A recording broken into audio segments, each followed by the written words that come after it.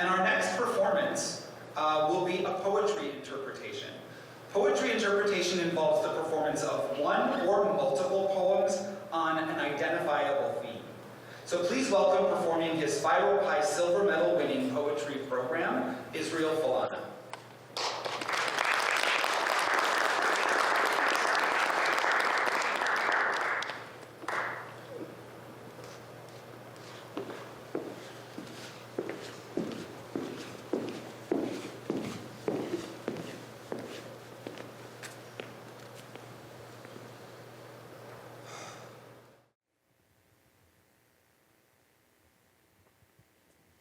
So I'm hanging out with my cousin and a few people that he works with. Him and I are both dads, so I say, black fatherhood. One of his co-workers then decides to drag a joke through our conversation, says, that's kind of an oxymoron, right? You know, black fatherhood. I remember asking for you. I remember whispering your name over the ends of my fingertips while I spoke to God. I remember hearing your heartbeat, playing it on repeat. Your bass lines and drum beats convinced me that you had already sounded at the feet of your ancestors. You sounded like soul music, like a live band, like the opening track to an album that I've never heard, but you've always been my favorite song. I'm just glad that you're an artist. Hey, Dad. My 5th birthday party is coming up, and this year I'm getting an ice cream cake. Do you like ice cream cake? Well, I'll save you a slice. Love you, Brandon. That's kind of an oxymoron, right? Y'all know. Black fatherhood.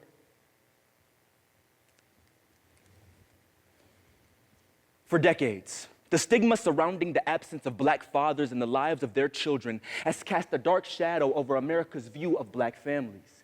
And in fact, many of the struggles that we face as black youth today are attributed to that absence. But the idea that black fathers simply don't want to raise their own children fails to recognize the complex cultural realities of these families.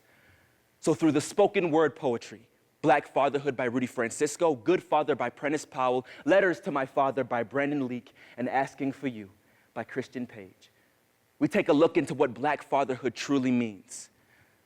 Because understanding is America's first step to healing. I'm tired of us always having to prove our love to our sons. You know, one of the biggest compliments I get a lot of times is how great of a father I am. See pictures on the internet, people compliment you a lot because they see photos. And honestly, sometimes I want to tell people, don't tell me I'm a good father when you don't know anything about me. Fun-loving daddy and son pictures on a Facebook page do not equate to instilling values into your child's development. And the fact that I'm black should be irrelevant when it comes to my ability to raise my son. I hope you understand your brilliance. That resilience is written in the fabric of your being, that your bloodlines know the full spectrum of freedom and captivity and would only accept the former. I can tell by your heartbeat, by how rapid and rhythmic that life flows through your little body, that you have torch-bearing hands, shoulders built for a legacy, and a little smile that can inject joy into my decaying dreams. My skin tone should not make me any better or worse when it comes to the paternal instinct. But because fathers like me are apparently extinct, I get extra praise. And for what? For doing what I'm supposed to do from strangers who don't know. When my son was born, I only had him from 12 noon on Saturdays to 5 p.m. on Sundays. I went to the court to get more time, fought for a year, had him for 50% of the time, only to lose him when he started school the summertime and rotating holidays. So when y'all see me in the streets with my little one, and you want to say, it's so good seeing the father doing his job, spending that quality time, don't.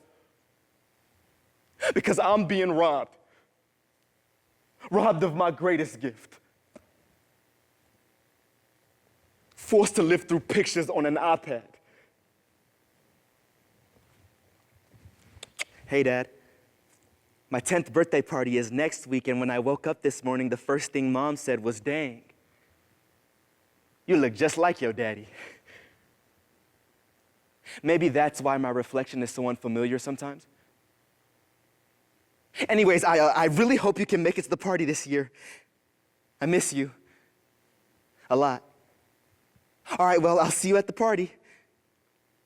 Hopefully. Sincerely, Brandon, to recognize the touch of my lips more than they do my fingertips. And every day, the smell of his lotion I rub into my skin, so when I smell myself, I think of him. Forced to live through memories that occur within the span of 1 week through occasional webcam chats, with a child too young to speak back, so when he reaches for you through that camera, all I want to tell him is, I miss you too. I can tell by your heartbeat that prayers are met with answers. That your laughter will become the soundtrack to my favorite memories, and I'll be ready for the days your tears ask the whys of this broken world.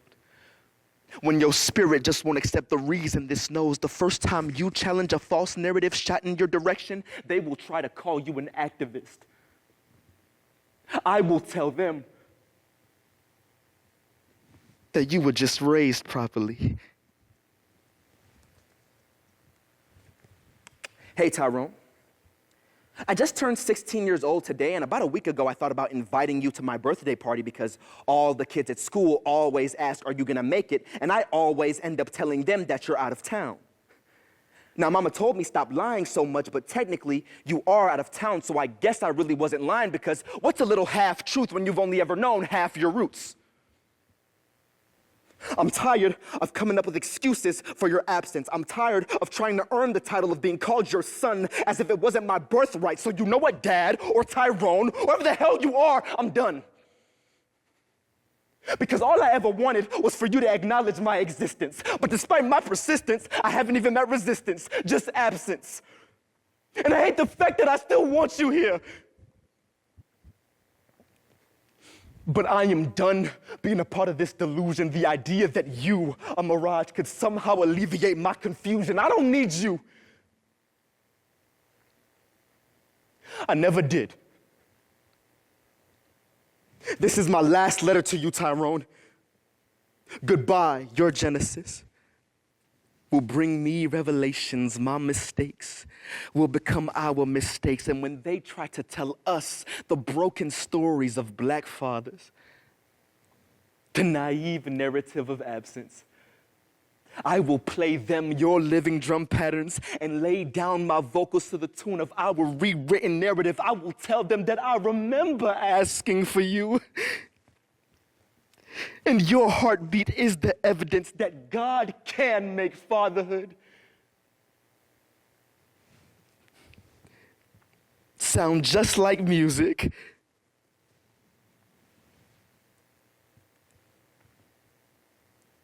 I want y'all to imagine your newborn baby asleep. You're watching him, trying to get his sleep patterns down pat, praying to God you get it right. Because you only have one night and you gotta go 6 days until you get him back. Imagine being able to fly through this world doing what you love to do. But because of a court order, your son before the age of 1 has a flight twice a month, which means by the age of 2, he'll have more frequent flyer miles than you. Try never spending a day in your life locked up in prison. And still have to watch your child grow up through photos, learn about his milestones via text message and Facebook, and see if y'all don't feel numb. So how can I smile when y'all tell me I'm such a good father when I feel like I'm not given enough time to actually be one? Raise your son without feeling like you actually raising him.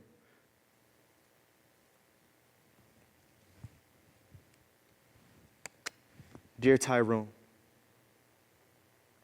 for 25 years I cried in the pillow sheets wondering why you left me. Your absence like a flame found a home in the kindling of my insecurities. And as I ascended in age, my soul turned to rage because I wanted to move on, but I simply couldn't turn the page. Despite our lack of history, Tyrone, I've come to learn that pain, like secrets, can only control you if you hold them within, so I forgive you. I forgive you so I can finally be free. No longer shackled to my misery because this situation is so much bigger than you and me. This right here is generational healing because I'm getting married soon. So will you be there for my biggest day ever? Sincerely, your son, Brandon.